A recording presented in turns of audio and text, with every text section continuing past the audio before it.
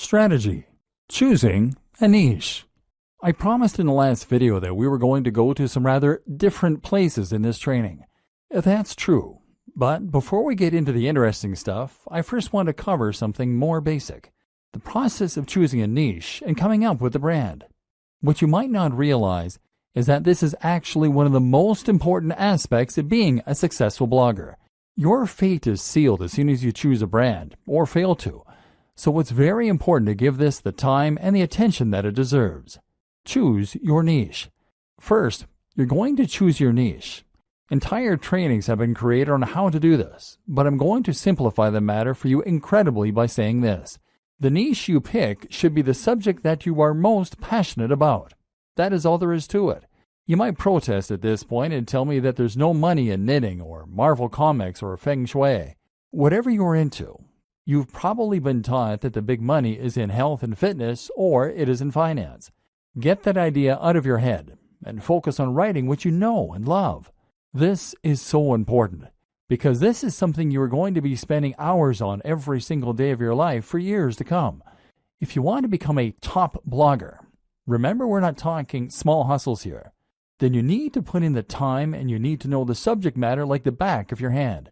You're going to have to write this content yourself too, which is just one more reason that it needs to be something that you understand and that you love. What a lot of people do is to pick a niche that they are only somewhat interested in that they think can make them money. Then they hire a writer to fill it with content and they wait for their site to grow. This never works.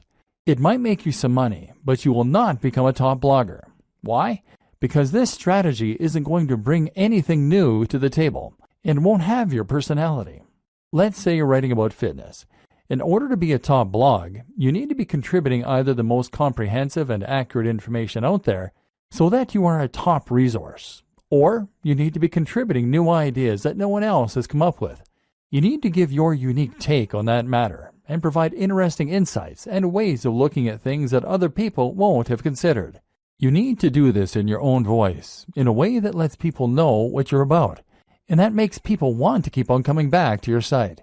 If you hire a writer, then even the best writer in the world is going to give you content that is generic.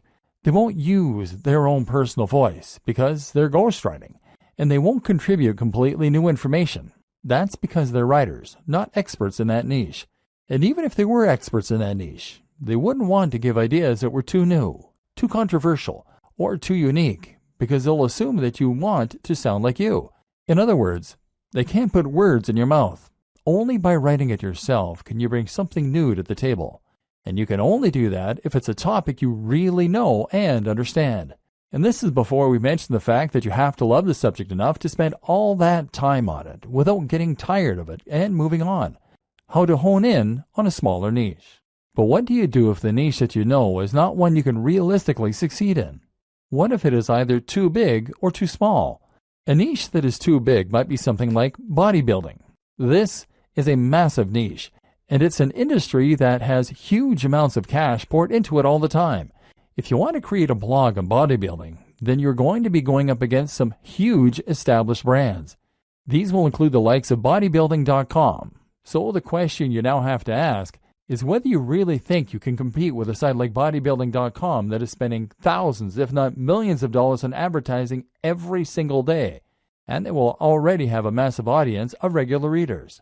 How can you stand out against that competition? One solution is to narrow in and make your niche a little more focused. What's a subsection of the bodybuilding niche that you can make your own? I've seen entire blogs on how to work your calves before, aimed at people who aren't happy with the size of their calves.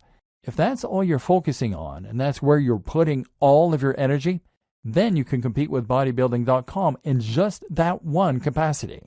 But a better example might be to focus on a specific demographic.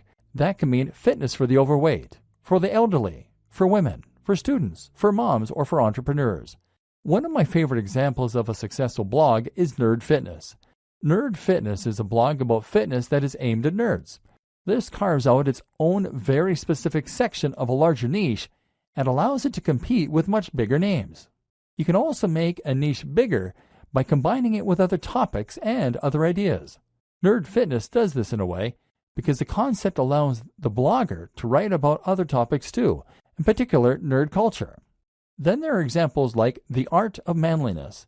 This is a blog that covers everything that the author considers to be manly, from health and fitness, to style, to how to smoke a cigar. It's a very broad concept, but also one that is entirely unique in its own way. This is something you can do if your niche is too narrow. If the thing you really want to write about is Sonic the Hedgehog, then that probably is too narrow a niche to make money from on its own. So why not branch out a little bit by including other video games you like? Geekdom 101 is a YouTube personality who started out vlogging about Dragon Ball Z, but has expanded to include other films, TV, and games, and has that way built a far more monetizable brand. Likewise, if your passion is bonsai and you want to make that subject a little larger, then how about including some other things you're interested in that are related? Perhaps Japanese culture, horticulture, art, philosophy, painting. In this way, you are now starting to create a brand out of your niche, creating a very distinct topic and tone that helps you to carve out your own audience while writing about the things that really interest you. Route to market. The other thing you need to think about when you start coming up with the idea for your blog is your route to market. That means thinking about the ways in which you're going to market your blog. At first, your blog is not going to be highly monetized. You might be able to sell a product, but you'll need to build a big audience before you'll start shifting units.